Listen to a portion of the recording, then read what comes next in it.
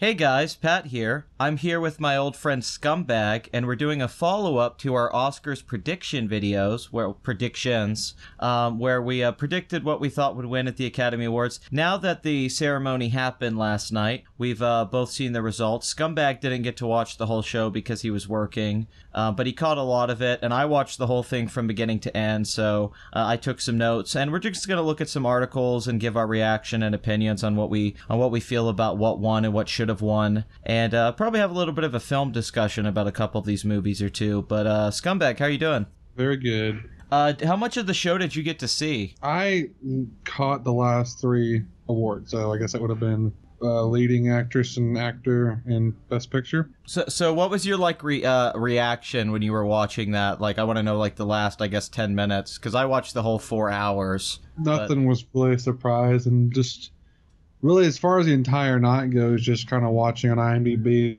as they came in with just not the actual show, but the awards that came in, wasn't really surprised about too much. We were pretty dead on, I think.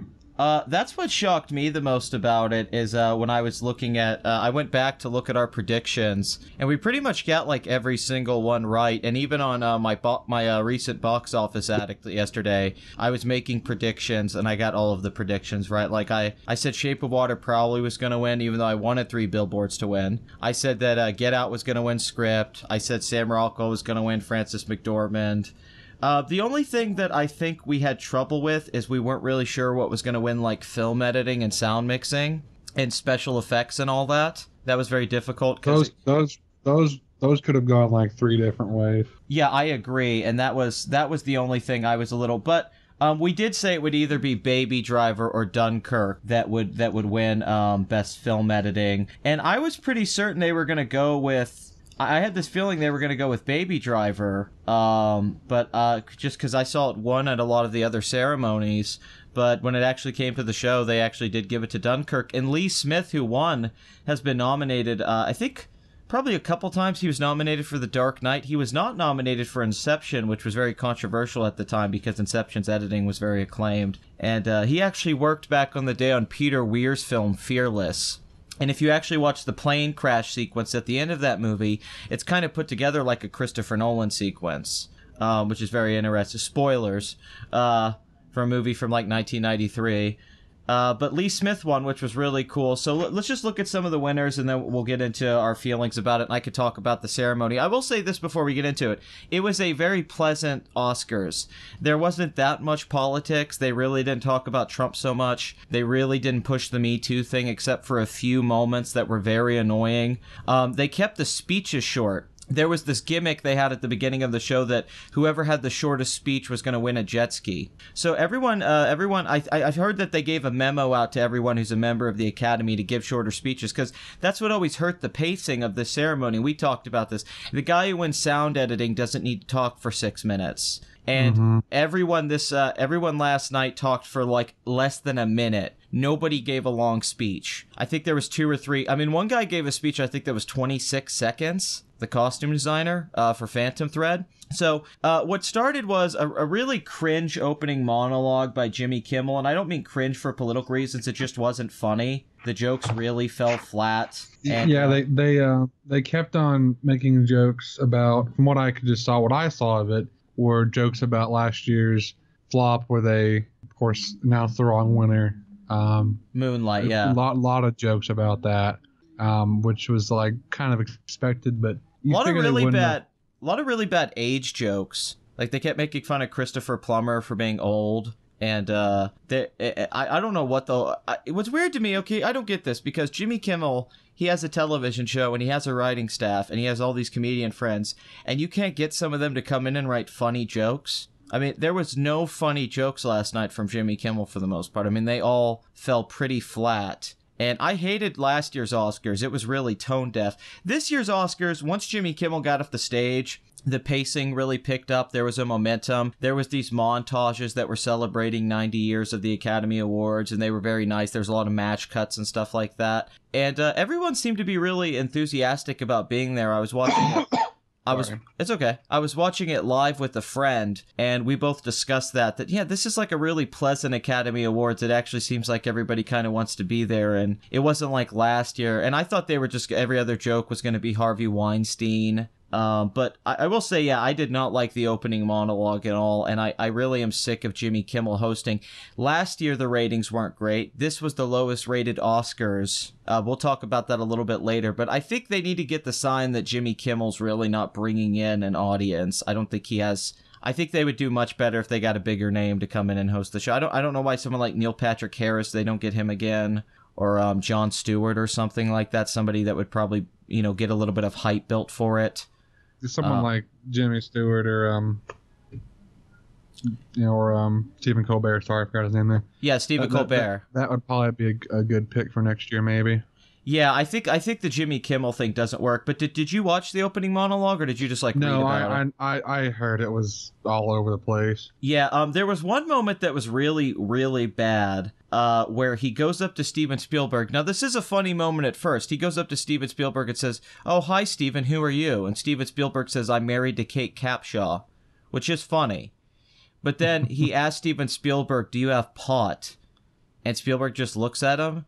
And then Jimmy Kimmel throughout the night kept making pot jokes, which I guess is because of California and last year what happened. But I said to myself, I go, why didn't he go say that joke to Woody Harrelson or Matthew McConaughey? Because that would have made a lot more sense if he asked Woody Harrelson for pot, not Steven Spielberg. And I'm not saying Steven Spielberg doesn't smoke pot or something, but it's like, what? Huh? He's not known for it, especially. Yeah, Woody Harrelson, he could have pulled a J out of his pocket and handed it to Jimmy Kimmel, and it would have been amazing. So I have that, and then I want to bring up real quick before we get to the winners, there was this wall joke. A guy came up and talked about Coco, and he talked about how it's a Mexican boy going to the afterlife, and he said, of course in the afterlife there is no walls. And he said and paused, waiting for something to happen, and nobody applauded, it was just silent. And then he went back to talking about the movie, because I think everyone in the room realized, well, I don't think there is an afterlife, so what are you talking about with this wall? What is this crap? Oh, boy. But it was one of those feelings, like he was trying to make his concept of the afterlife and heaven as a political thing. Like, well, do you think Jesus Christ has walls? I'm like, well, if Jesus Christ is real, he probably does have walls. Have you ever read the Bible? Not everyone gets into heaven, bro. Like, if you're going to bring up a religious point, at least be consistent. One of the foundations of religion is that people go to hell. Like, it's not just, rainbows and happiness. Like, it's not a wall. It's you get sent to hell and you burn forever. That's much worse than a wall. If you had the option to me, hey, would you rather stay in Mexico and you can't come to America, or do you want to burn in hell forever? I don't think that's hard of a choice. You pick hell. Obviously. This is going to be an anti-PC episode, of course. Short speeches, I really like. We got to talk about this. Kobe Bryant won an Oscar. What the hell was that? I didn't even know he was nominated. Yeah, I remember I didn't actually watch the thing he won for, but I remember hearing about it. It was pretty endearing to basketball.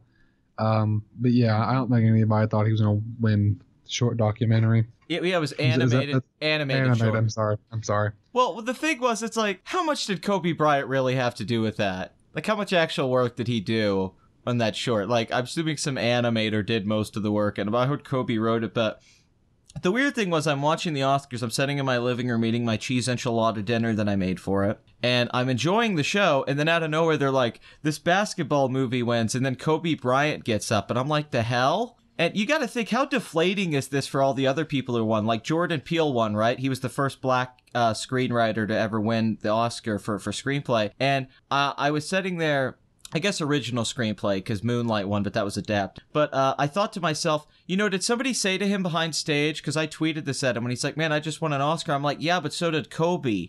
And Kobe has 5 championships and an Oscar. You just have an Oscar. You know what I mean? It kind of takes the prestige out of it, where you're like, well, if Kobe Bryant can win, now you're in that same category with him. Like, you're with Kobe Bryant now with that award ceremony. It's like, well, he's got 5 NBA. I think he has 5 or 6 NBA championships or something. It's like, well, how many do you have, Meryl Streep?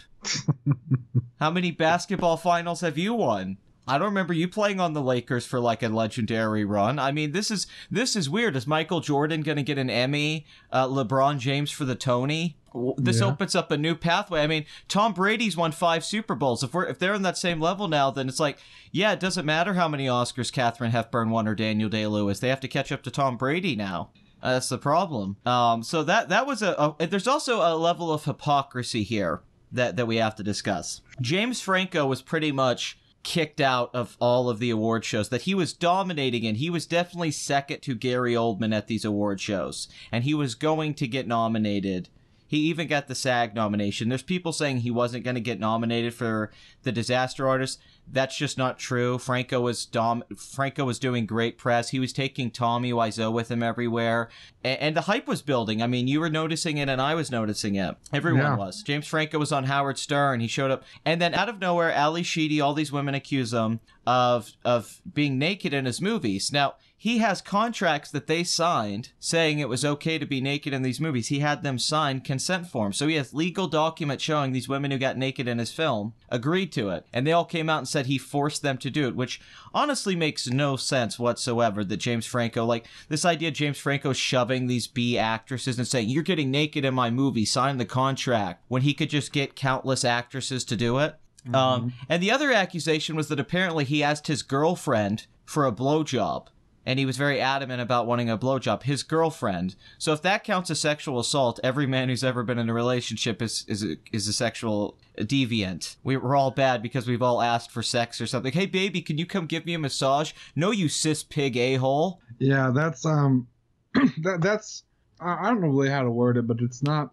I don't think it's right to make the accusations and then that ruins this person's career or ruins their career for a few years. Like Gary Oldman, he won, and then I was on Twitter and someone brought up, well, how he was accused of beating his wife a decade ago and he shouldn't have won because of that. Well, if you actually dig into it a little bit more than that, you know, the courts awarded him his children primary custody because they found that she was not a good mother. So we're going to trust the person who's not a good mother deemed by the courts, or because she said this one thing this one time, right?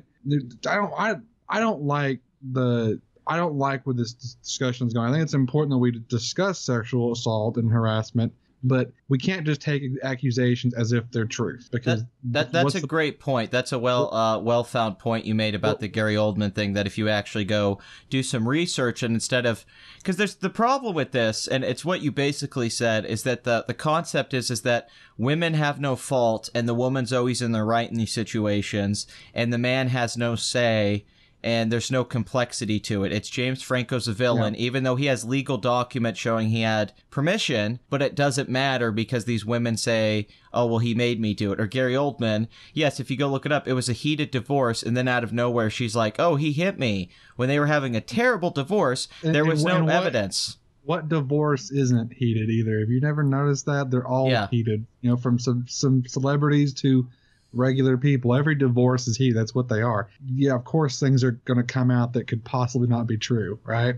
I'll say one thing right now. Casey Affleck, he was sure smart to get that Oscar last year before Me Too took off, because I could tell you Casey Affleck would have not won the Oscar this year had it been this year. Well, they were talking about that after as he was nominated, as he was, you know, in the running to win it. People are saying, oh, he settled this sexual assault out of court, which settling something out of court doesn't necessarily mean they're guilty, right? Exactly. You have undisclosed amounts, and they settle it just so it gets put away, because regardless if it's how our society works, regardless if you are guilty or not, you're assumed guilty because people just believe what they hear more of, what they hear first, right? Yes. And they want to go out and seek out what's ever true, whatever they think is true, and fill in the blanks for themselves, right? So regardless if he did it or not, it wouldn't have mattered because people deemed he did. Right? That's a great point, and this is the problem when it keeps getting perpetuated by the Jessica Chastains or the Sarah Silvermans, who was in a montage last night. I'm like, what Academy Award film did you make, Sarah Silverman? And all these actresses that keep coming out and saying this stuff, and there's no nuance. It's just James Franco's a villain now, even though there's really nothing to support this stuff because F him because he's a man. Yeah. And there's the hypocrisy, though, going back to it. Kobe Bryant was accused of rape years ago, which was a famous thing when Kobe Bryant was accused of rape and he got to play basketball again. Now, I'm not saying Kobe Bryant raped a woman or not, because once again, I want evidence. I believe in due process. I believe in innocent until proven guilty. But Kobe Bryant's up there. He gets a standing ovation last night. The whole audience stood and was celebrating Kobe Bryant. And then you think about James Franco, who got accused of something a lot, not nearly as bad as rape. Like, not, and I'm not trying to compare the two, but so James Franco gets, he's like, you're out of here, and Kobe Bryant, because he's Kobe Bryant, it kind of feels like that he's this big celebrity. This is Los Angeles too. I mean, he's a legend. Hero in LA, so it wouldn't matter. Yeah, it's like Chicago with Michael Jordan or something, or Derek Jeter in New York or something like that. Yes, Kobe Bryant's a hero of LA. They're not gonna. What could they do? I mean, he's, and that's the issue, is that when they're preaching that stuff all night, and then they set this standard that's insane, and then they don't follow through with this standard, it creates a sense of that they don't really care. It's just whatever makes them look good in the moment. Well, one thing you'll see it all over social media is people will just immediately, like I'm saying, they'll assume it's true or whatever, and then they'll sit there and where I'm looking for, vilify. Well, yeah, but they'll put themselves on a pedestal because they believe, and then they'll put Hollywood on a pedestal for pushing this and going forward with it, and being progressive, quote unquote. Standing on the soapbox. And I'm like, yes, and to me it's like Hollywood and the Academy and whoever just does this because it's a PR move, right? Mm-hmm. I mean, Harvey Weinstein, that was to surprise no one that he was a fucking sexual offender, right? That he was a predator, right? Mm-hmm. But when people start coming out for it and there's all these articles and people start pushing for it, then what does Hollywood do? They back off, right? All these you have a Tarantino, you had was it Matt Damon too that said something about Weinstein? Yes. Yeah, Matt Damon. They both knew. They both knew he did it. How many people more knew Harvey Weinstein? It wasn't a secret that he was a fucking predator, right? But they get rid of him because it's a buzz thing. It's a PR move, right? If no one would have ever mentioned it, it never would have happened. That's how Hollywood is. It's the culture of Hollywood. Whatever it can get them more press, more public relation points, they do it. I think that's what's going to destroy it, though, because Hollywood's already on a natural decline, and it's engulfing itself. It's collapsing on itself. Excuse me. It's collapsing on itself because people the everyday public, we're all from the outside perspective. We see the hypocrisy. Where they have this assumption, and they did last night, that everybody in the country is happy for them and praising them and loving this thing they're fighting for, when in reality, they're basically in a room talking to themselves. Yeah, and, I mean, sexual assault isn't like exclusive to Hollywood. How many children in this country go up, are molested at some point in their life? Yeah. And how many lives are destroyed by sexual assault or harassment, right? And I think it's more common the lower your wealth is, the lower your class is in this country. And no one's talking about that. It's all, this director he raped me, or this director jerked off in front of me, right? It's like, that's awful, right? But where's all this push for, like, the little guy, right? Yeah. People out here in the slums, not the slums, but the your middle class and your poor class. We're living out here in the ghetto, me and Scumbag. We're making it day by day. Scumbag's walking with this little he's got the stick on his shoulder with a little, like, the bandana, little, with his stuff in it, his belongings. And he's walking around the streets and all that. And I got my hat with change in it, and I'm shaking my hat to people. Give me some spare change. You got some spare change, stranger? Help me out. But, we shouldn't spend the whole thing about this. Basically, it was a little weird. It was weird because it was mainly a pleasant, nice ceremony celebrating movies. And then every time it did get political, it had this, I don't know, it felt false to me. It never felt genuine. It felt like they felt like they had to do it. It didn't feel like they actually had anything of substance to say. I didn't hear anything new said last night. And there was a terrible moment where they were announcing the best directors before they gave it to Guillermo. And the person announcing it said, these four men and Greta Gerwig. Yeah, it was Emma Stone. Yeah, Emma Stone said these four men and Greta Gerwig made their masterpieces, which, by the way, the thing that insulted me most was to imply that Lady Bird was a masterpiece. That was very insulting. But that whole thing, these four men and that. So, okay, if the whole argument's about equality and she doesn't come up and say these five nominees but she says these 4 men. Now, I don't get this because there was a point everyone said representation matters, diversity matters, and all that. I've never understood this. The argument for equality, because I'm not against equality, even though it's some subjective term for each person and they get to choose what equality is. The argument is because there's women out there, they should be it's like she's basically saying there should be 5 female nominees or like 4 and 1 guy because women deserve this. Because there's not really a reason. It's not because women have less interest in the arts and direct less movies. Maybe there wasn't as many good films that year directed by women that would get an Academy Award nomination. I'm just throwing that out there. Well, that's the truth, because you'll see these people and they'll say, oh, why can't they have this? Why isn't this movie nominated? Well, did you think that maybe it didn't earn a nomination? I mean, people are talking about, for example, like Wonder Woman, or, you know, they're already hyping up Black Panther to be an Oscar contender next year, which it won't be. But they're hyping it up to be. It's like, do you think that maybe these comic book films aren't worthy of it? I mean, Dark Knight maybe Winter Soldier, right? Like there's a Logan, which was an Oscar nominee. Yeah, screenplay, yeah. There are movies here, but it's like you see why there's just 1 or 2 here and there. It's because maybe it's possible these aren't that good. And I love how they're talking about like this thing's getting snubbed or these people are getting snubbed. It's like this is nothing new. Academy's been doing this for years. They snub great films and they snub great filmmakers, actresses, actors all the time. Right. Well, both of us, our favorite movie last year was Good Time by the Safdie brothers, and Robert Pattinson's performance was my favorite performance last year. Now, that movie didn't get any nomination. Was one of the best performances I think I've ever seen. That movie was his performance, and it was so raw and so guttural, and nothing. No, it wasn't. It reminded me of Al Pacino in Dog Day Afternoon or something like that. It was one of those 70s performances. And yeah, and that was a critically acclaimed movie. A lot of people love it. And I'm not bitter. I'm not upset. But that they go on and say, oh, well, women should be nominated. I'm go, name me the female films that were made in 2017 where women deserve the nomination, because I can't think of many off the top of my head. And I saw most of the movies of 2017. But it's funny that Emma Stone didn't go up there and say something like, hey, why is there no comedy nominated for Best Picture? Why isn't there more horror films nominated for the Oscars? Why isn't there more action films? Why isn't there more superhero films? Why is Logan only nominated for screenplay and not Best Picture, Best Director, and all that stuff? That's not the discussion. The discussion is women deserve more noms, black people deserve more noms, Latinos. The discussion is gender and race, and to me that's irrelevant in a movie. It's completely irrelevant. I mean, you can make a movie about black people or about women, about being a woman or being a black person. I think you can do that, but you can't just stand on that alone. You can't just say, oh, this movie's about black people. That's the only thing about it. That's the only thing why I'm trying to make it here. It's not going to be very good, right? You have to be a good director, have good cinematography, good acting, good screenplay. You have to have all these things, right? And you can't just have, oh, I have a vagina, give me an award, please. Like, that's what they want, and to me, that doesn't make any fucking sense. It doesn't make any sense, like, because I want more people. I think I want more women to make movies. I wanted to see that. Me too. It's like I can't name but a couple female directors.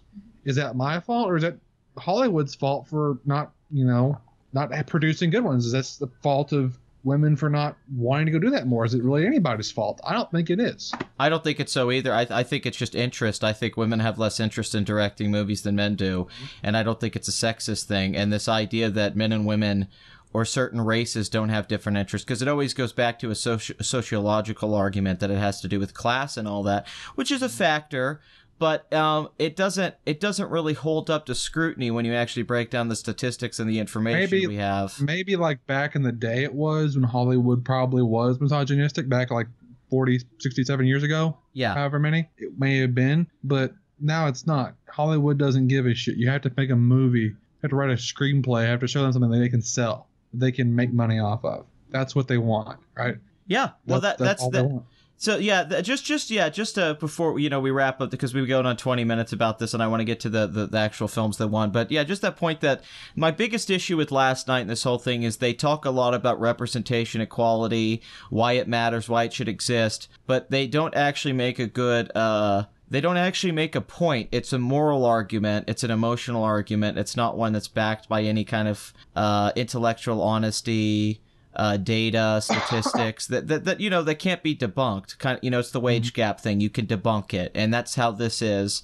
When they say, oh, well, actresses are being, you know, there's not enough women out there getting the chance to be a director, and it's like, you just don't want to accept that maybe women don't have as much interest becoming filmmakers as men do, or in general being storytellers and artists. And until they accept that, they're going to keep going up there and saying, hey, I mean, it's getting to the point where they're basically demanding that the Academy just nominate women and black filmmakers and ignore white people, because if they don't, everyone's going to keep protesting and getting angry. That was the attitude of the evening. I don't get the protesting. It's like, it's a stupid award ceremony. Who takes it that seriously? You're going to protest it. I mean, it's no different than your local, like, little your local town or area having an award show where people vote. It's ultimately irrelevant in the grand scheme of not just the world, but in film. It's ultimately irrelevant, right? Yes. It's ultimately irrelevant. I mean, they put, oh, this movie won 5 Academy Awards on the box and the Blu-ray, right? It's relevant to that. Outside it, it's relevant to us and you and me and other film fans. But at the end of the day, it's ultimately not the end of the world when this doesn't happen and that doesn't happen in the Academy Awards. And a point to that, none of these movies were big hits outside of Get Out and Dunkirk. Most of these films did not make $100 million domestic. They were very underseen, which I think affected the ratings. Not a lot of people went to go see Shape of Water. Not a lot of people went to go see Three Billboards. Now, those movies made profit, but they weren't blockbusters. They made money because they were low-budget art house films. And that makes a difference, because the Academy says you need to go see these important films more, and these films matter, and those aren't the films that are making money. So it makes their argument have less water. They're not saying, hey, you know, we should be nominating, you know, something like Jumanji 2 because it made $930 million. Yeah. You know, it's not like the Grammys, where the Grammys will like award, oh, this record or this album, whatever, was very successful last year, so that's what's going to win the most Grammys. You know, Bruno Mars come through and win a bunch of Grammys, and his record wasn't the best last year. You know, it was because it sold the most and it had some industry impact, right? Yeah. That's what it was. Yeah, because I could make a great argument that Jack Black deserved the supporting actor nomination, the supporting actor win, more than most of the people that were nominated. I could make a good argument for his performance as a teenage girl trapped in Jack Black's body in Jumanji 2 as a great performance, but he won't get nominated for that because to them it's just a silly vehicle comedy, and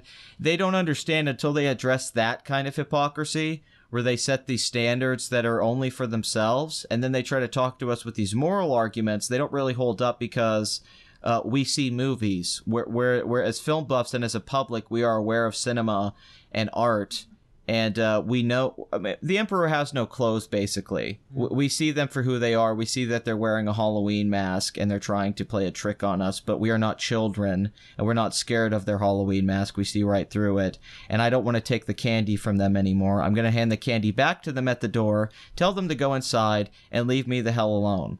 All right, so commercial for the Overlook Hotel, which was great. They were doing fake commercials all night, and there was one for the Overlook Hotel from The Shining, where they showed like the bathroom and all the places and said filled with surprises. That was a highlight for me. So yeah, that's a lot of my notes. Now let's get into the films and what won, and talk and give our reaction to what we feel. So okay, sound mixing and sound editing. Let's put them together. They both went to Dunkirk. I think this was overwhelmingly deserved, because that has the best sound design I've heard in a few years.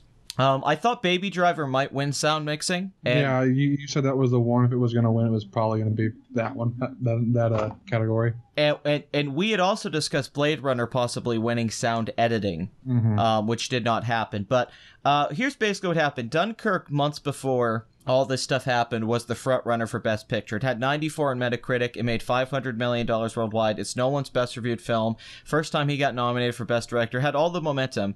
Then the politics kicked in. Get Out started to get momentum. Lady Bird started to get momentum. And Dunkirk kind of fell to the wayside while these other films became more important. 5-6 years ago, Dunkirk would have swept the Oscars and won several Oscars. This year, because of this stuff, Nolan basically got pushed out of the way for Del Toro, because Del Toro made a much more political film and one that impacts with what they want to talk about, while Nolan made a film with a bunch of guys trying to survive on a beach, so they don't feel that it has that importance. I think that also factored into the Best Picture win. But they wanted to give Dunkirk some love. Christopher Nolan films typically win a lot of technical Oscars. Inception won 4, Dark Knight won 2, Interstellar won an Oscar, and now he had a film last night win 3 Oscars. But it kicked off the night well because it was, even though that wasn't the first award, but it made me very happy because apparently one of the guys who won for sound had been nominated a lot and been doing it for a long time, and it was the first time he ever won an Oscar. So it was very nice, and they all thanked Christopher Nolan. And it was the way of the Academy awarding Dunkirk, not in a major category, but saying, okay, we're going to give you these tech awards to make up for the fact that we're not giving you anything major. Which is what the Academy is really good about. They're good about giving it things it may or may not deserve because it can't give them the things it definitely deserves. Yes. Like Christopher Nolan, if you watch that movie and the links he went to film that film, he deserved it more than Del Toro. I don't care how good that movie is. The links that he employed to make Dunkirk are insane. I agree. No contest. It's not even close. Out of the people nominated for Best Director this year, Nolan's work stands out far above the rest of the crowd. It's in the vein of a Terrence Malick or even Spielberg at his best. It's visual poetry. It was a mastery and a sense of control. His framing's never been better. His sense of movement's never been better. His restraint as a filmmaker's never been better. And it's a film that's all about the directing and sound. Mm-hmm. So it's upsetting that Nolan didn't get to win. But at the same time, him being nominated is nice because maybe that'll lead to a win in the future.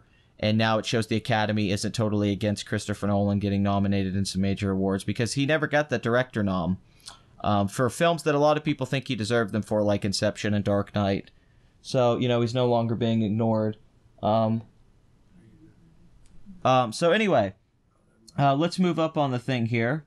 Okay, so we have makeup and hairstyling, which went to Darkest Hour. And I was thinking this was going to go to Wonder or this, but we both kind of agreed it was going to go to this because of the Gary Oldman factor, because they were going to want to give this film more than one Oscar. And I will actually watch Darkest Hour last night, and I will say it's not just Gary Oldman that was really well put together in this movie.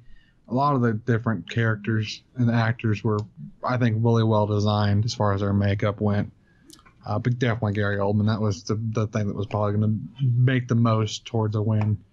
Well, because the Academy gave this movie a lot of love. I didn't think this movie would get the momentum it did, but then Joe Wright, the director of Hannah and Pride and Prejudice and Atonement, this film got several Academy Award nominations. It actually was a hit. It made like $150 million worldwide, and it actually is one of the more successful films nominated. And I think they really liked it and they wanted to give it some love, but they couldn't really give it the award in any other category, so they said, oh, hell, let's just give it makeup. But this is much better than last year's winner, which was Suicide Squad. Costume design, Phantom Thread. I think we called this, didn't we? Yeah, I mean, we called it because it was about a guy who makes dress. Yeah, I've seen this film. Me and Blood Money, who we're starting our new podcast soon, where we discuss films that neither one of that we've. The premise of the podcast is we both have seen the movie, but we're not allowed to talk about it until we start recording and we get our fresh opinions back and forth with each other. And we're gonna have a conversation about Phantom Thread. I don't know where it's gonna go. I have an assumption it's gonna be a lot of negativity. From one end or the other, but I tune in for that. The podcast is coming soon, but yeah, I think they weren't going to give Phantom Thread anything, so this was a handover. Okay, let's move up to one of the big things of the night that was awesome. Roger Deakins won Best Cinematography, Blade Runner 2049. I think everybody knew it was going to happen, but I had a fear, and I don't know if you did too, Scumbag, that Rachel Morrison, who shot Mudbound, being the first woman ever nominated, and she was black, and there was hype. I was worried the Academy was going to pull a trick on us and give her the Oscar just for that reason and ignore Deakins. Too worried. Honestly, I wasn't too worried. I think Deakins, he earned this one. I think he earned several of them before, but this was the one that was undeniable that there was no way they were going to give it to anybody else. I never crossed my mind that he wasn't going to win it. See, I felt that way before in the past, though. I remember when I saw the assassination of Jesse James by the coward Robert Ford, I said, well, it's no way they're not going to give him the Oscar for this. This is like the best cinematography of the decade. And then Robert Elswit won for There Will Be Blood, which I love There Will Be Blood cinematography, but it's not even close really to what Roger Deakins did. And counter that he shot No Country for Old Men that year, which is a film I don't like as much as There Will Be Blood, but I think you could make a good argument that No Country has even better cinematography than There Will Be Blood. One of the shots that stands in my mind for my whole life, and you probably remember it, is that moment where Anton Chigurh is standing there with the that air gun thing to shoot the people in the head that they used to kill the cows, and he's just standing out inside in front of that hotel door, and it's just like a silhouette. And Deakins is the master of the silhouette, and there's just this calm. I saw that film in the theater 3 times. It's some of the best modern lighting I've ever seen. But this was great. Denis Villeneuve, who made this film, had the hit film Arrival last year, which won the Oscar for sound editing, and Bradford Young was nominated for cinematography. Deakins was previously nominated for both Sicario and Prisoners. So this is crazy. All that work with the Coen brothers, Skyfall, and it was Denis Villeneuve who got Deakins' Oscar.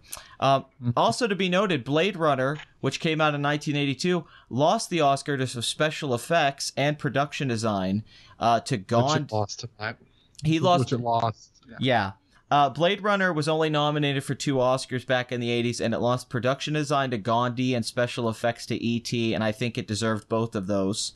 And it also deserved to be nominated for Best Score and all that, but the Academy just ignored Blade Runner at the time. So, to the credit of this movie, which ultimately was a bomb, Blade Runner 2049, it lost a lot of money. They said over $80 million for the original investors. The Academy did give it some love. I think it deserved more nominations, like a Best Director nomination. I really think Villeneuve got screwed. I don't know how Jordan Peele got a nomination or Greta Gerwig, and he didn't get a nomination for a much more impressive work. That's why I don't like that political thing. They're like, oh, we need to nominate Jordan Peele and Greta Gerwig because it's important, and then they're just ignoring this astonishing technical achievement. They're ignoring one of the best, directions a movie in a few years. I mean, Denis Villeneuve always his movies are known for his direction and how unique it is. And Blade Runner outdid himself. That entire movie is just the scope of it, the work went into it. It reminds me of hard to put into work. It reminds me of Tarkovsky. I thought it was what I respected about it, is that it wasn't like Ridley Scott visually. I thought it was going to look like Ridley Scott, but it looked much more like Stalker or Solaris. And I thought that he reached that level of mastery of visual storytelling, in particular the first half of the movie. I'm a little more mixed on the second, but that first half, there's a point where Ryan Gosling's character is kind of figuring out what's going on, and he picks up this little statue and sees stuff by a tree, and it's some of the best visual storytelling I've seen in a long time. And it reminded me of Solaris, which is a movie I'm a big fan of. But Roger Deakins winning, it was a very humble speech. He looked great up there getting it. I think he had 14 nominations before. A lot of people thought he was going to win for Skyfall. A lot of people thought he was going to win for True Grit. But he won for Blade Runner sequel. So if there's any silver lining to this film being a financial failure, it's that Roger Deakins, before he died, finally got a career Oscar. And it was for a film that he did very good work on. So I think it was a highlight of the night for me personally. Maybe there's one other person who won that I think I'm maybe more excited about. Because he's been one of my favorite actors for the last 15, 20 years. But yeah, that was great. Okay, let's move up to production design. Shape of Water. I understand this because Del Toro films do have great production design, and the film does look really good. But I'm baffled how Blade Runner didn't win this. I'm legit baffled how 2049 didn't win production design. It makes me think the voters don't even know what production design is. Yeah, because Blade Runner is all production design. It's what Blade Runner is known for. It's the world it builds. It's the world building, and it doesn't win production design.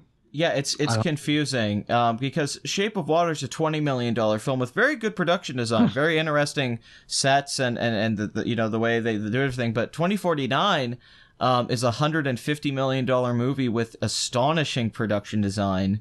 In almost every frame, particular when he goes to the Las Vegas city about halfway into the movie, and all of that is real stuff. There's no CG, and a lot of people thought the movie had CG, but most of the stuff in 2049 was old school model work and miniatures.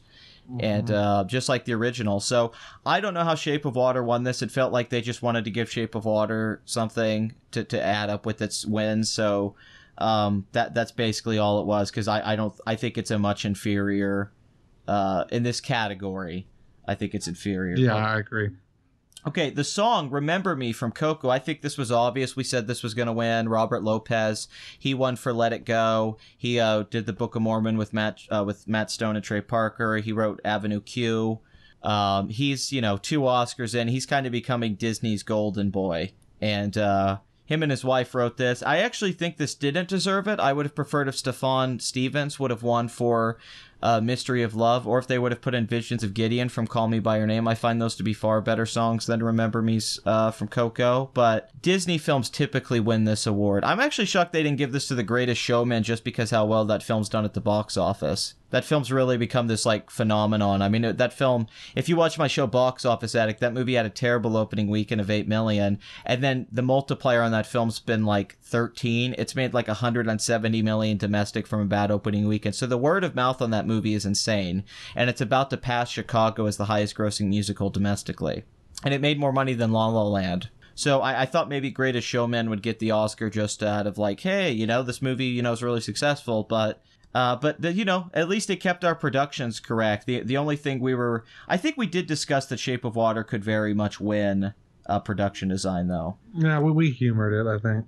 So I'm going to skip documentary short, live action short, and animated short because it's Dear Basketball, and we talked about Kobe Bryant, and I hadn't seen the other 2 films. So film editing, Dunkirk. Now, I thought this definitely was between Baby Driver and Dunkirk, and Baby Driver, yes, I guarantee you, was close at winning this because it was winning this at several ceremonies. And I don't blame them. Baby Driver, the whole movie's film editing. That's the whole movie. Yeah, I mean, that's Edgar Wright. All his movies are heavy in their editing and what they're known for. Well, I said when I watched, when I reviewed this film months ago, I said this is going to get a sound mixing nom and film editing nom, and a lot of people told me, you're crazy. They're not going to nominate this Edgar Wright movie. And I said, you're crazy if you don't think this will get a film editing nom, because I hate the second half of that movie and the script. But throughout the film, the actual editing on a technical level is very high quality and very difficult. It's very well done. That second act of that film, you're right. It's awful, but that entire movie, its editing is very consistent. It's where it needs to be. The opening sequence which you can watch online. It's a wonderful, my favorite scene of the movie. The first 5 minutes, it has a wonderful with bell bottoms and the way it's put together. But it's I feel a little bad. I was hoping maybe Edgar Wright could get one of his movies could get one, give it sound mixing or something. But I'm very happy that Lee Smith won for Dunkirk. I thought that was really nice, and I think Dunkirk's film editing is impeccable. And it's more refined than the editing in Baby Driver. Baby Driver's editing is a little showy, while the editing in Dunkirk doesn't really draw as much attention to itself. And it was doing that cross-cutting, non-linear thing that's in other Nolan films, but I think it was actually some of the best out of like The Prestige and Inception and Memento, and that I was very impressed with the editing. And it was very well put together. So yeah, that was a fun one, that one. Let's move on to visual effects. That went to Blade Runner 2049. Now, you said this was going to win that, and I was struggling with that or War of the Planet of the Apes, because I thought because the previous 2 ape films didn't win, and they were so critically acclaimed and loved for their special effects, in particular in Andy Serkis, I thought they would give it to War just out of like, hey, sorry, we didn't give you the Oscar. Hugo beat the first one for special effects, which was ridiculous. They gave Hugo the Oscar for special effects over Rise of the Planet of the Apes. But this felt like they wanted to give 2049 something else.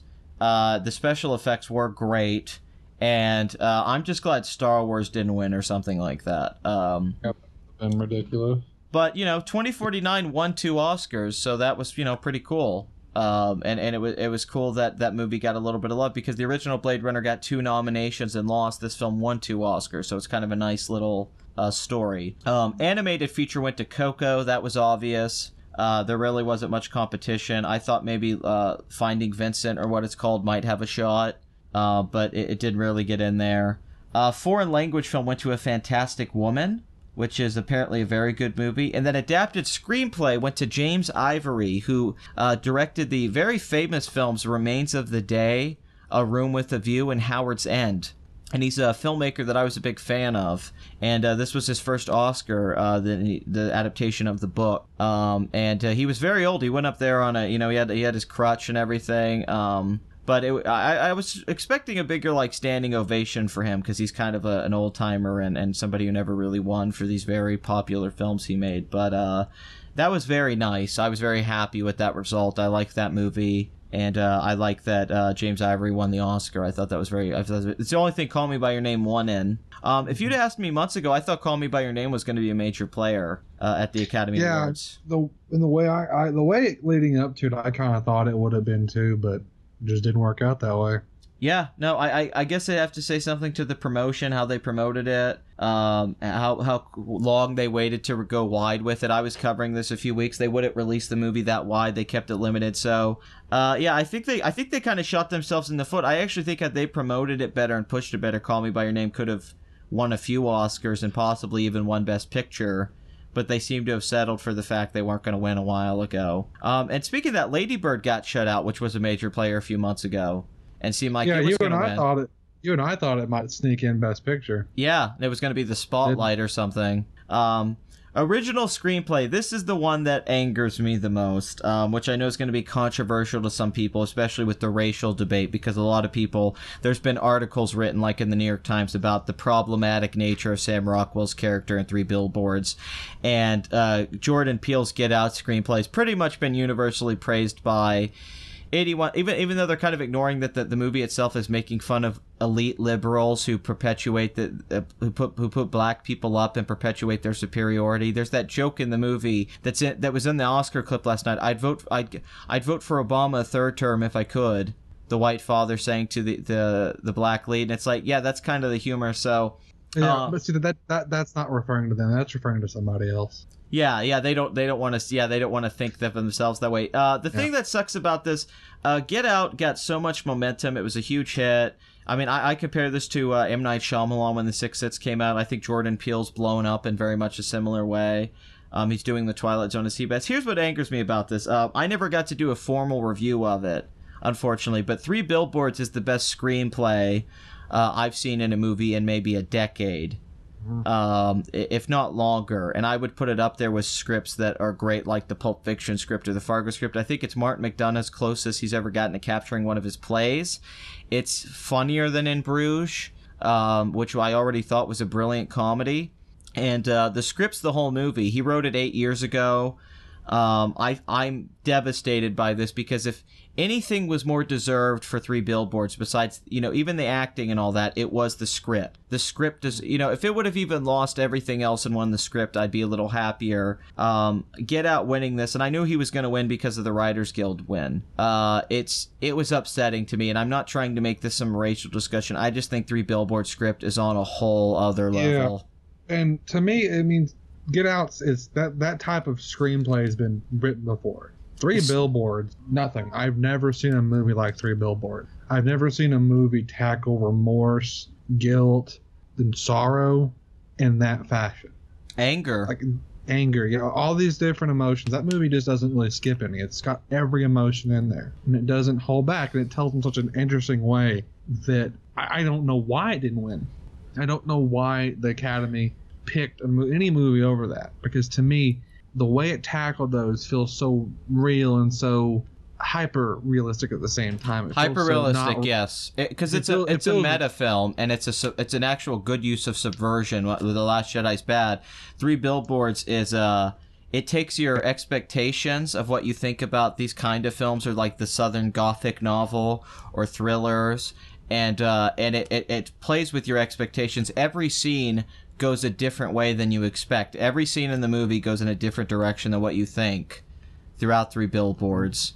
And it's playing with your ideas of characters like this and race relations, and it's showing the rage in this country on the right wing and the left wing. And the ending is one of the darkest endings I've seen in a long time, the implication of the ending, and I won't spoil it. But the movie itself has haunted me since I've seen it, and I don't think I've cared about characters this much in a movie in a long time, where I really felt like I got to know them. Yeah, these are characters kind of like, in a way, fucking movie called the Wine Country movie. They go wine. Sideways, yeah. It reminded me of Sideways, because after I watched Sideways, I wanted to see what these characters do next. I wanted to see where they go after that, and that's how I felt after Three Billboards. I wanted to see them do that road trip. I wanted the movie to be longer so they could do that road trip, right? I wanted that. I after watching Three Billboards, it was like I wanted a 6-8 episode Netflix miniseries because the town was so well realized, all the supporting characters. It was rich with character and story. The town itself became part of the story, and it's rich with subtext. A lot of the criticisms that they apply to Sam Rockwell or to how it handles that are people that don't understand the movie, and it's idiotic. I'm just going to be that blunt. You're stupid if you think that his arc is not earned or that it's not part of the movie. You're ignoring the fact that the film is meta, and it's being aware of that with the character. They're not doing that because he actually wants to have this organic emotional arc. It's unearned emotional payoffs and arcs on purpose because ultimately it's a dark comedy. And it ends even comedically, and it uses irony, a lot of things that are great in writing, and I feel like people they're letting their emotions dictate their viewing of it and going, oh well, yes. I don't like that this racist character doesn't stay to my perceptions of what a racist character should be. I don't like this racist character, kind of loses his prejudice, becomes kind of a kind human being towards the end of it, right? Yeah, it's almost like human beings are complex or something, and characters don't have to be defined by your perceptions of what reality is. Yeah, like that entire arc in that movie, like we kind of spoiled there a little bit, but that entire arc of both Frances McDormand's character and Sam Rockwell's has this beautiful arc. I mean, this is a screenwriter's movie. This is a movie that the aspiring screenwriters are going to want to watch, right? Because this shows you how to tell an arc that way and not just be the same, character does this happens to them, they're different now, right? Well, what also upsets me is that Get Out is so acknowledged and praised for being meta and aware about race and being a black man and going to meet like white people and the uncomfortable feeling, and they're all accepting of that and like, oh, it's brilliant, he picks cotton to get out of the chair, and yet they won't give the same credit to Three Billboards, what it's doing with like the southern racist cop stereotype. And it's doing it so much better too, and much more clever. Better dialogue. It's crazy. Better dialogue. Like I didn't think that movie was going to have that level of dialogue and that level of arcs, right? That level of detail in its screenplay, but it did. I agree. I mean, I don't want to run on it. We're kind of doing a Three Billboards review, but Three Billboards is it's beautiful, it's poetic. There's a sequence in the movie that I won't try to spoil, but it's with Woody Harrelson, and there's a letter he writes. And the way that this scene is put together, and the way that it's delivered and written, that scene alone should have won the screenplay Oscar. It's one of the best pieces of writing. It's like reading a Cormac McCarthy novel. It's good. This movie's the screenplay is so good because it surprises you. Like you were saying, this movie never gives you what you want, right? It's just like life. Like changing. Yes. And when I left the theaters, I actually did get a chance to see this in theaters, thankfully. I was so happy and I walked out of it because this movie surprised me. I like when movies surprise me. I don't want them to always play into what. If I do that, I'll go watch a Marvel film or go watch a superhero film to get what I want out of it. Well, that would also be my point. You bringing that up to Get Out is that I knew the plot twist to Get Out going to see the movie, and that it's been done before. And within the first 5 minutes, you know what the plot twist is going to be. You really do. And if you don't know, you're a moron. And yeah, it's just by watching the trailers, you know what's going to happen. And Three Billboards, if there's no way you know where that movie's going. Yeah, no way. So that's just the point. One thing I want to mention, like talking about trailers, Three Billboards, like even the one they did is they were announcing Best Picture nominations, before they gave the award out.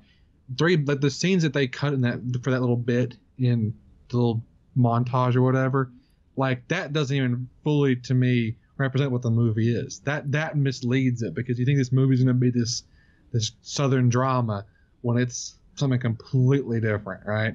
It's a very hard film to articulate the feelings on it. It's a very hard film to get across in like a minute-long clip. It's really because it's so dense with ideas. Yes. It's so dense with themes and character. And I'm more someone, if you watch my reviews, I care more what movies are about more than like just blindly praising cinematography or editing and all that. Although I like those things. I still find new things, even the things I thought I didn't like about Three Billboards. The more I thought about it, those things actually became endearing. And there's scenes in this movie. There's a scene in a hospital with a couple characters that I was so tense through. And then the way that scene wraps up, I was like almost in tears by the humanity of it. And that's the power of cinema, and that's the power of writing. And Martin McDonagh is one of our great writers. He must be considered now because of this script. I was a fan of In Bruges. I like Seven Psychopaths. This screenplay puts him in major category. He should be up there being discussed with the Coen brothers of Tarantino and like that. Because he wrote one of the great screenplays now. So that was upsetting. Although I don't hate Jordan Peele, he seems like a nice guy. I like Get Out. I think Get Out's fun, and I liked his sketch show.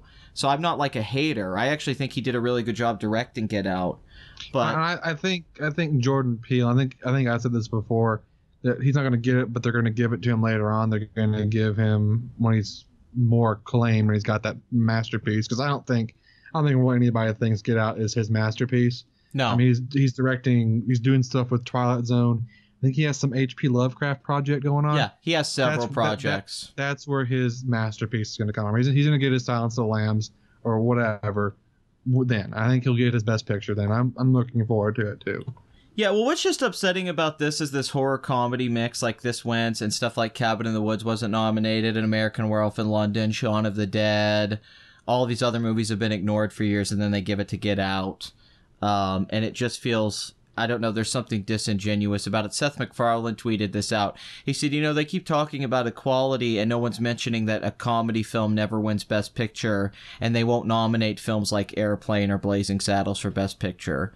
But everyone's concerned about race and women, but they don't talk about genre bias. Yeah, that's what I was thinking too when I read that tweet. Was all this talk about, this person should be nominated, this gender not getting enough, this race isn't getting enough. It's like the Academy never nominates action films. They never nominate comedies. They never nominate. If they do, it's because it's also a drama too, right? They would never nominate a John Wick or a straight comedy, right? There's always going to be, it's a drama comedy or it's an action comedy. Well, let's bring up a point right off the top of it. Die Hard, 1988. 4 nominations, like sound, production design. Now, are you trying to say John McTiernan didn't deserve a Best Director nomination for Die Hard, or like Bruce Willis's performance, or Alan Rickman, or Best Picture? Because Die Hard's as good as any film that was made in the 80s, art film or not. But that's how the Academy goes, and they haven't changed that even today. They never. I want to say they eventually will, but look where they're going. They're going the safest routes they can. Yeah. They're always going to pick the safest route because they don't want to be controversial. Yes. As much of a trailblazer, as much of a bastion of left-wing politics as Hollywood makes themselves out to be, they really aren't. They play it safe. They cut where they can and pick the safest, least controversial avenue, and it makes them boring. All right, let's move on to supporting actress, which is Allison Janney for I, Tonya, which I knew she was going to win because she won the SAG and everything. Now, months ago, Laurie Metcalf from Roseanne was the front runner for this, for Lady Bird, which was getting all the acclaim and press. And then she had to go shoot the new season of Roseanne and couldn't do a lot of promotion for this. And then Allison Janney, who is a wonderful actress who's won the Emmy, she's won Tonys, she's been in the industry a long time, she was able to sneak in there and start to dominate with I, Tonya, which is a film the Academy and a lot of the award ceremonies really had a lot of love for. And she was able to win that Oscar for Metcalf, and it's the one Oscar I, Tonya won. Margot Robbie was also nominated for her performance as Tonya Harding. I'm a little uncomfortable with how much praise this film got, not as a movie, but like how these award shows in the media really pushed it, and how they acted with Nancy Kerrigan, and how they're trying to make Tonya Harding this victim of class oppression and this misunderstood figure. I find that very uncomfortable, considering, I know a lot about that. It's just very disturbing, but that was cool she won. I was very, it was predictable, but she seems like a wonderful person, and there's a great interview with her and Sam Rockwell talking to each other. And it's really fun. So that was predictable. Now here's an awesome one. This was the first award of the night. Best Actor in a Supporting Role. Sam Rockwell won for 3 Billboards Outside Ebbing, Missouri. Now where do I begin? I've loved Sam Rockwell, that dancing bastard, since I was the 90s, since I was a kid. My dad, would tell me, we saw Charlie's Angels, but even before that, but Charlie's Angels, if people remember Mick G's Charlie's Angels, there's an amazing sequence where Sam Rockwell's just dancing and like smoking a cigarette with Crispin Glover in the room, and it's awesome. Because the plot twist of that movie is Sam Rockwell's the villain, and my dad's like, this guy is the best freaking actor. He's great. Then there's Confessions of a Dangerous Mind, where he plays Chuck Berry. It's amazing. And then you had years of great work where Sam Rockwell would always be better than the movies he was in. Like Iron Man 2 sucks. Sam Rockwell's awesome in it, you know? And for years, Matchstick Men. And Sam Rockwell's been one of our great character actors. He's been one of the funniest actors. He's been one of the most consistent actors, Moon. And he's been just a cool guy. He seems like the coolest guy ever. When I saw this movie, and Martin McDonagh wrote this role for him 8 years ago, and he wanted him to have it then, and they waited a long time to make the movie. Sam Rockwell in this movie is kind of the heart and soul of it, where it really makes it work. And it's a performance you've seen him give before in a similar fashion. He's done stuff like this before, but it was the first time he really got this serious attention. And I knew he was going to win, but there was a lot of controversy with that character and with him, that people were kind of trying to take that away from him and saying he doesn't deserve this for this character, and which I fundamentally disagree with. But Sam Rockwell going up there and winning and doing like a tribute to Philip Seymour Hoffman was probably the highlight of the night for me. I was overwhelmed with emotion.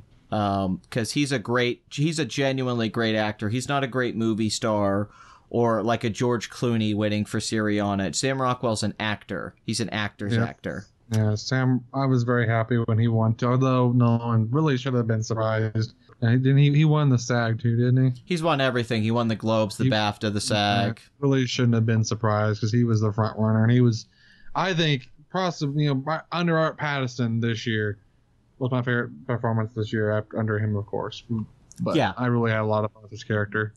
I thought the character was fun. I thought the scenes with him and his mother on the porch and stuff are awesome. They're amazing scenes. How he acts those scenes. He does something amazing in this movie. And I talked about this with a friend the other night. Sam Rockwell has the ability as an actor to both be lame and cool at the same time. He comes off like a total pathetic loser and yet like a confident, cool guy within the same scene. Like he can go from being like kind of a masculine guy to a child who's looking for advice. And I can't think of many actors who can do that, who can find that balance. And that skin he has, the way his eyes are, there's always been something about him. And I couldn't be happier that he won an Oscar. This was like J.K. Simmons winning or something. It was just awesome. It was one of the highlights of the night. So Best Actress, I think everybody knew this, Frances McDormand. This is her second Oscar after Fargo. Her husband, Joel Cohen, actually told her to take the part. She was going to turn it down. And she also was doing a John Wayne impression. Now, I hated the speech she gave where she had all the women stand up and she talked about Joe Cohen's mother being a feminist and blah, blah, blah. But Frances McDormand's awesome in this movie. Awesome. And she's a firecracker in it. Her face, she's got a stone cold face in this movie, man. And I'd say she's iconic in it. There's a scene where she's standing above a fire. And it's just like so iconic. She even has that swagger, that limp kind of like John Wayne. She's walking around like she's got a bigger dick than everyone in the movie. Yeah, I think it'll be one of her. I think that with Fargo will be two of her, well-known performances. I think this was a performance I'm not going to forget. That's for sure.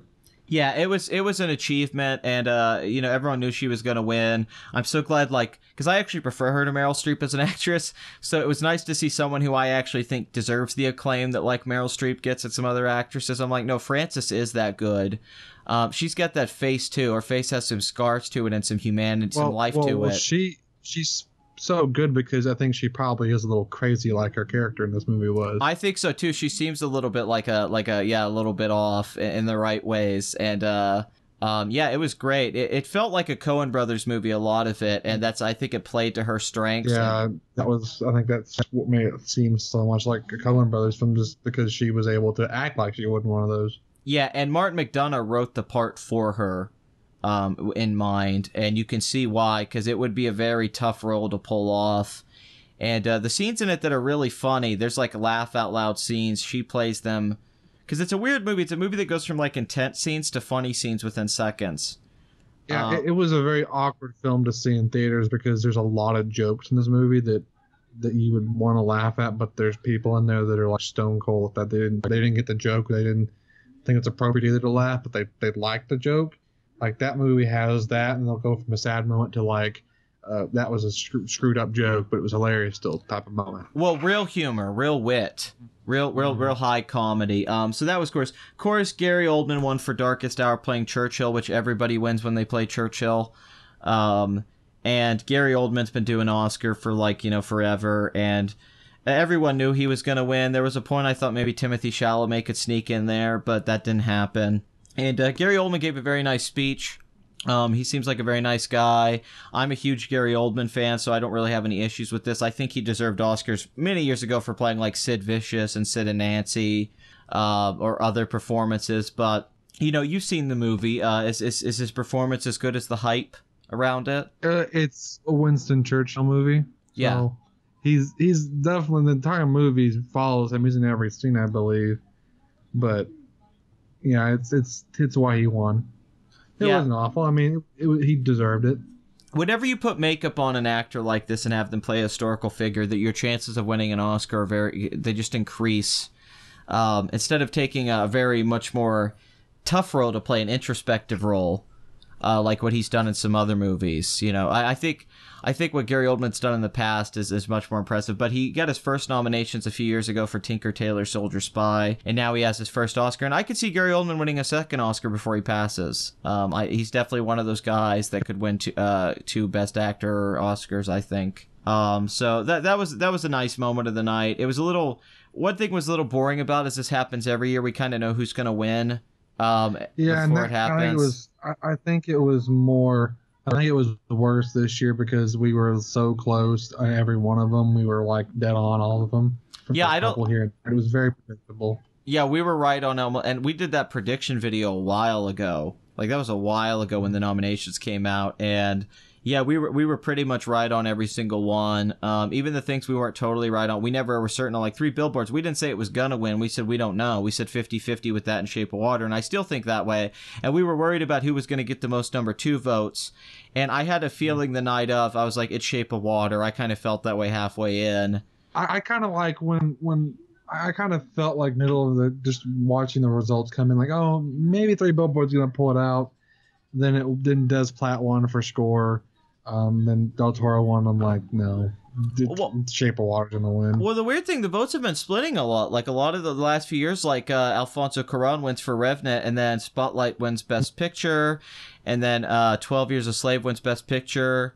Not Iñárritu directed The Revenant, but Cuarón, he directed Gravity. He wins Best Director. That's been happening. Ang Lee wins Best Director, loses Best Picture for Life of Pi. So I thought that could happen this year. Like Guillermo wins Director, Three Billboards wins Picture. They both win 3 Oscars. But this was a rare year for a modern Academy film where the film that won Best Picture also won Best Director.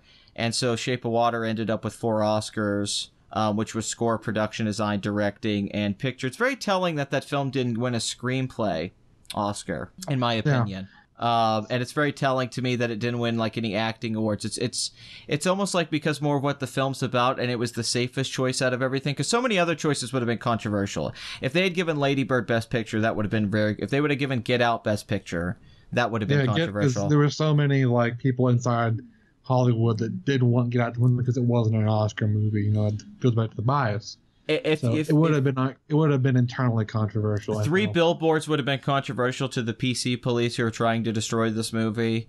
So I think what ended up happening was the way, because it's an average vote thing. It's not what gets the most number 1s or 5s. It's average. I'm assuming Shape of Water probably averaged the most number 2 or 3 votes.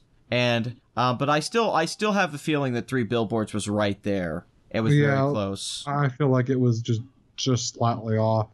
Yeah, but to be fair, this wasn't like last year where La La Land won like 6 Oscars and then we get to the end and then Moonlight, which, to that credit we're talking about, at least that wasn't predictable. There was a moment of excitement.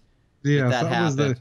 that was the most entertaining thing to happen that last year's Academy Awards. Yeah. Like this year, nothing like that happened. It was very safe and very Yeah. clean and very boring. Yeah, like if Alice and Janney had lost to the chick from Phantom Thread, or if, you know, special effects went to like Star Wars or something, you know, if something would have really, you know, just something we didn't expect. Johnny Greenwood wins Best Score. Yeah, and see, that the Academy, I feel, has been kind of falling back on that, because you know you'll have these Oscars that'll win, and you'll wonder why that won. They don't do that anymore. They pick the safest ones now. There is no like, oh, that was an odd choice there. No, they don't do that anymore. Yeah, they also spread the wealth now. It used to be like one film would dominate, like Slumdog Millionaire won 8 Oscars, but now like they gave Blade Runner 2, they gave 3 Billboards 2, they gave Shape of Water 4, they gave Dunkirk 3. They try to give all of they gave Get Out screenplay. They try to give every movie a little bit of something. The one that got shut out was Lady Bird, which with the whole Me Too movement and the female empowerment thing, the funny thing about it is the film that got shut out was the female-directed film about a woman.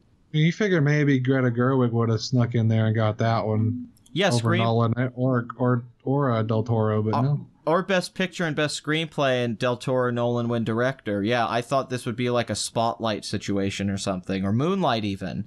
Moonlight did this last year. It won Adapted Screenplay, Supporting Actor, Picture.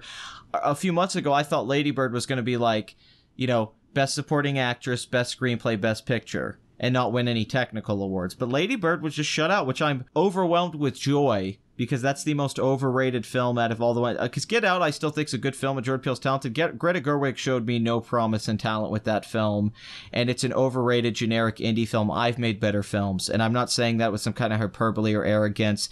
It's just that they're perpetuating that film for no reason. It's insulting to a lot of people that make movies. Quit messaging me. Someone's doing the Skype thing, and the little bubbles are going off. Sorry. They're gonna keep messaging me with harassment. Okay. So, Best Director went to Guillermo del Toro. That was predictable. We all knew that was going to happen.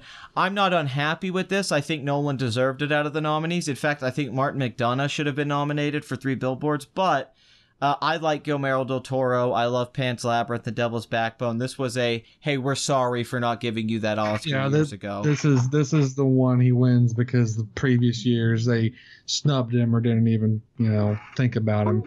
Yeah. And that's the thing. Oh, quit messaging me. Oh, it's one of those terrible things where, like, because we're talking on Skype, so somebody keeps sending me stuff, and it's like, oh god, I have to tell him to stop messaging me. Hold on, sorry, I'm not trying to be a dick. I'm just saying, stop messaging me.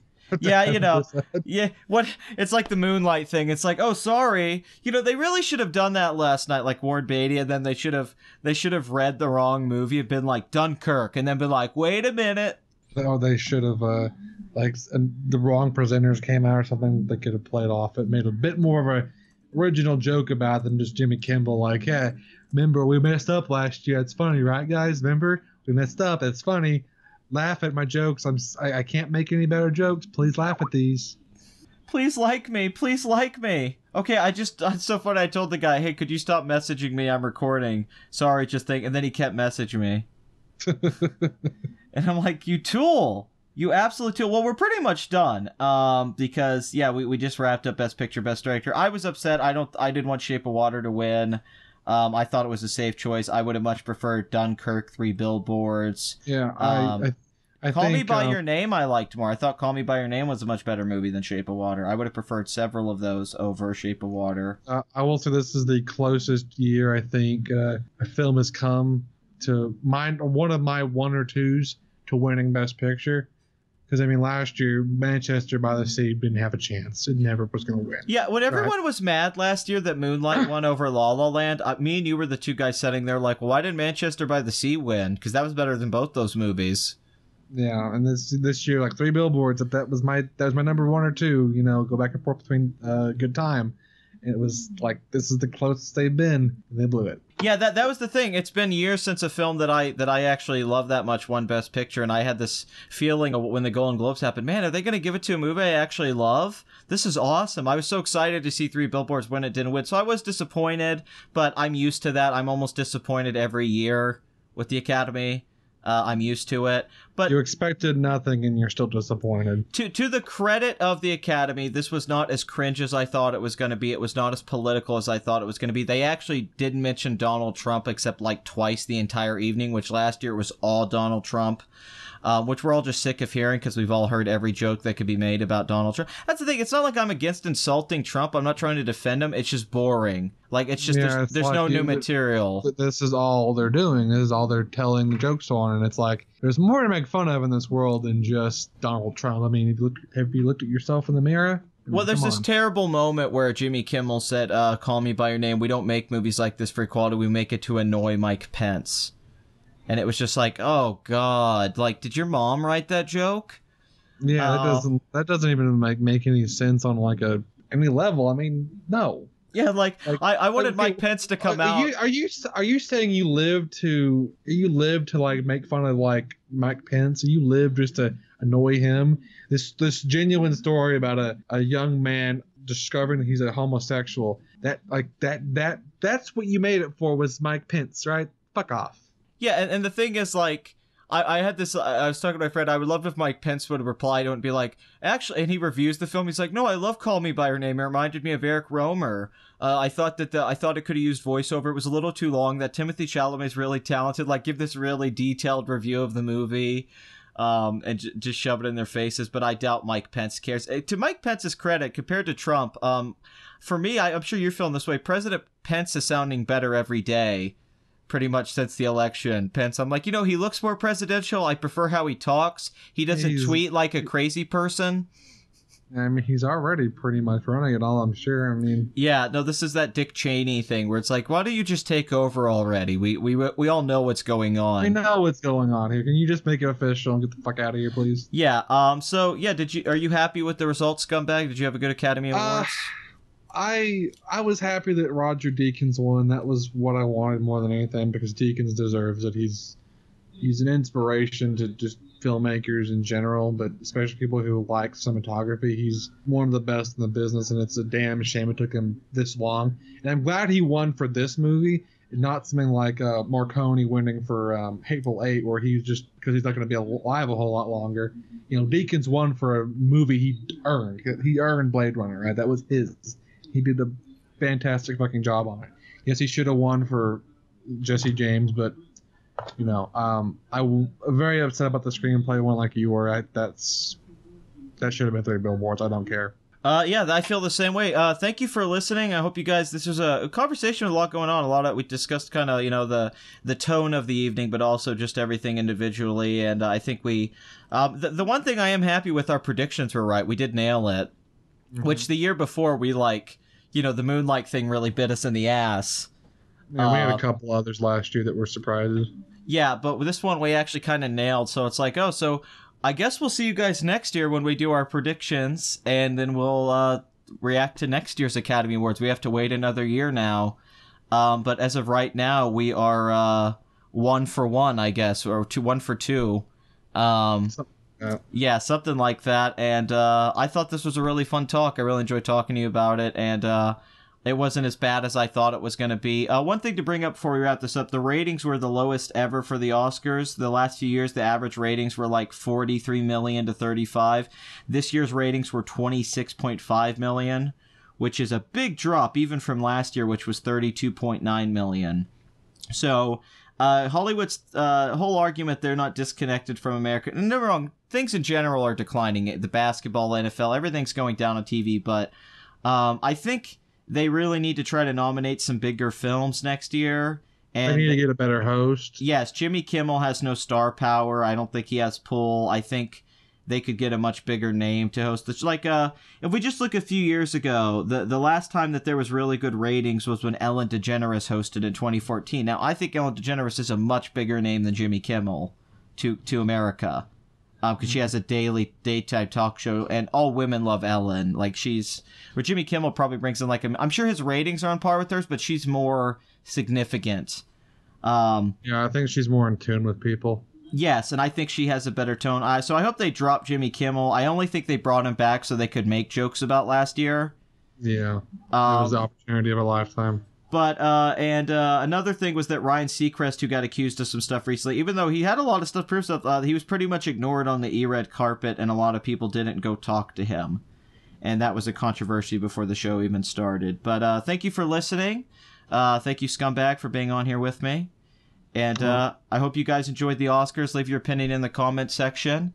And we'll see you guys next time. And please rewind your VHS tapes before you bring them back to the store. Because if you don't do it, I'm going to make Scumbag do it. I'm not gonna do it. Well, I'm the manager, you bastard.